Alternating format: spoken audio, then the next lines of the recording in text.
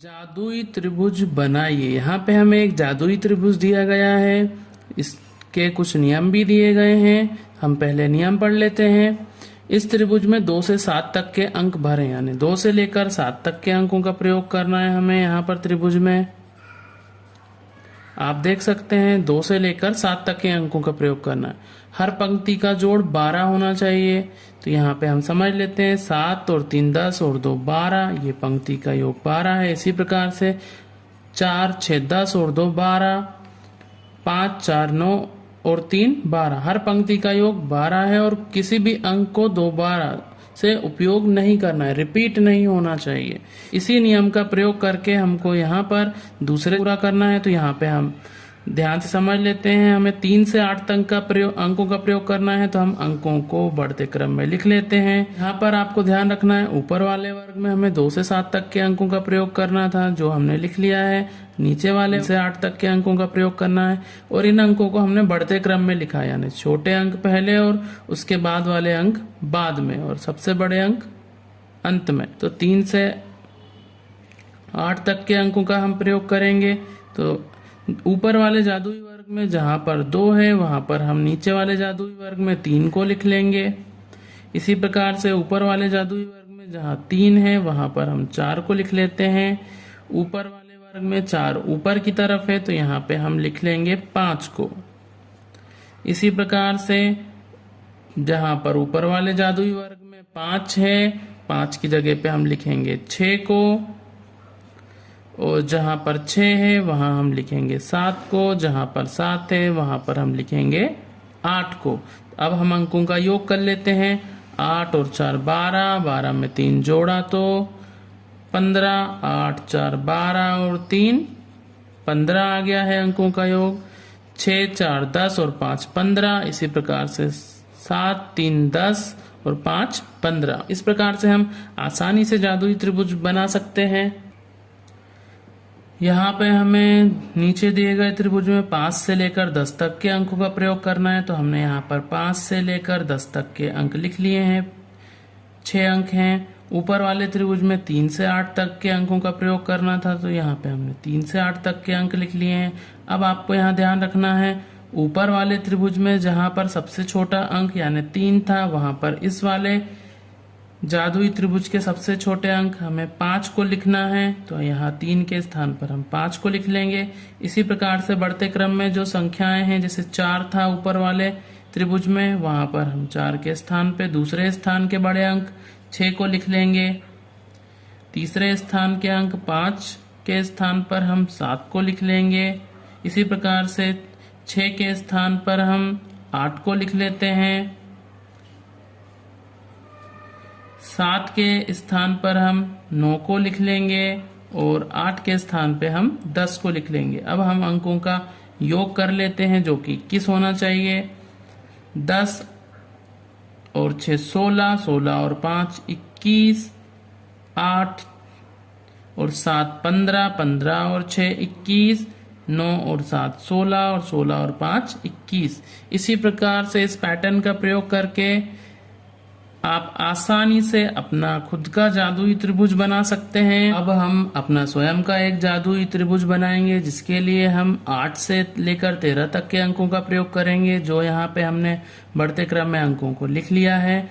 और ये ऊपर दिए गए त्रिभुज की सहायता लेंगे हम, जिसमें 3 से 8 तक के अंकों का हमने प्रयोग किया था।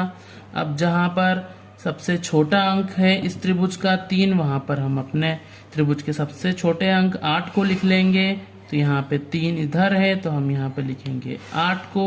जहाँ पे 4 है वहां पे हम लिखेंगे 9 को। जहाँ पर 5 है वहां पर हम लिखेंगे 10 को। जहाँ पर 6 है वहां पर हम लिखेंगे 11 को। 7 की जगह पे हम लिखेंगे 12 को और 8 की जगह पे हम लिखेंगे 13 को। अब हम इन त्रिभुज के पंक्तियों का योग कर लेते हैं। 10 और 11 और 9, तो 11 और 9 20 और 10 30। इसी प्रकार से 13 और 9 22 और 8 30, 12 और 8 20 और 10 30। तो हमारे त्रिभुज के सभी अंकों का योग आ रहा है 30 और कोई भी अंक जो है इसमें दोबारा से रिपीट नहीं हुआ है। इस प्रकार से आप भी अपना कोई से भी अंकों का प्रयोग करके जादुई त्रिभुज को आसानी से बना सकते हैं। जादुई वर्ग बनाइए। जैसे हमने जादुई त्रिभुज बनाया था वैसे यहाँ पे जादुई वर्ग दिया हुआ है और इसके कुछ नियम हैं जिन्हें हमें बहुत ध्यान से पढ़ना है। इस वर्ग में 2 से 10 तक अंक भरें।